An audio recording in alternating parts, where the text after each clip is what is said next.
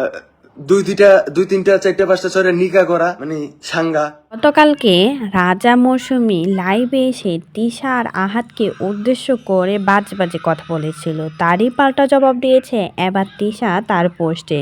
বলেছে, শুধু সময়ের অপেক্ষায় ছিলাম, সেই সময়টা চলে আসছে। আল্লাহ কাউকে ছাড় দেয় কিন্তু ছেড়ে দেয় না। এত এত মানুষের অভিশাপ নিচ্ছিস, সেগুলো বহন করতে পারবি না। এখনও সময় আছে, ভালো হয়ে যা, তা না হলে পরিণাম এর থেকেও ভয়াবহ হতে পারে। কারণ আল্লাহ ছাড় দেয় কিন্তু কখনো ছেড়ে দেয় না।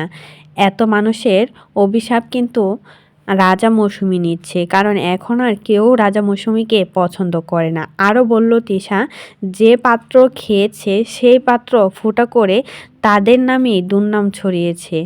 আর যাই করিস, কারোর খেয়ে কারো দুর্নাম না করে ভালো কিছু বলার তাই করিস, এমনটাই কিন্তু বললেন তিশা।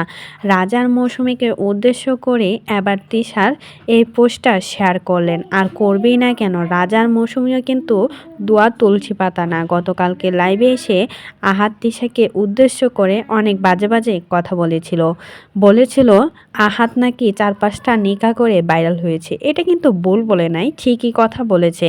আরও অনেক কথাই কিন্তু বলেছিল আহাত তিশাকে উদ্দেশ্য করে। আর এই তার পাল্টা জবাব দিয়ে দিল তিশা। তিশা তো বলছে আহাতকে খারাপ করার পেছনেই নাকি রাজার হাত আছে। আর গতকালকে জান্নাত তুহা লাইভে এসে যা যা বলল রাজার মৌসুমীকে নিয়ে, তাতে পাবলিক তো আরও ক্ষেপে গেছে। রাজা যে মাতাল হয়ে লাইভে এসে এত অভিনয় করলো, এসব না করলেও কিন্তু পারত।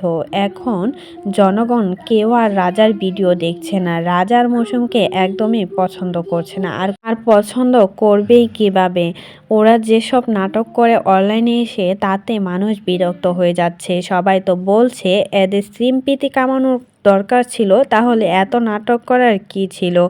আবার রাজার মৌসুমী লাইভে এসে বলে, মৌসুমী বলতেছে আমি আমার জামাইকে মেরে ফেলবো, তোদের কি সমস্যা? ভাবা যায় কথাগুলো।